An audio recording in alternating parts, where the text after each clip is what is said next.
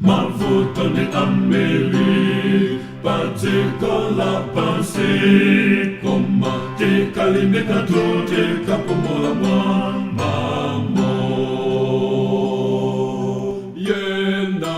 Yenani be,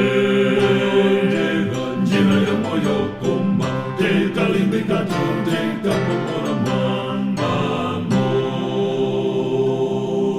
Adani ni ambeli, pate kola panse, koma te kalimeka to te kapomola mamo.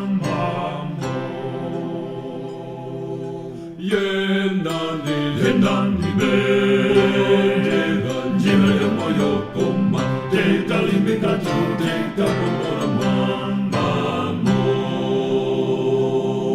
Mayesemo alipo, pate kola panse, koma te kalimeka to te kapomola mamo.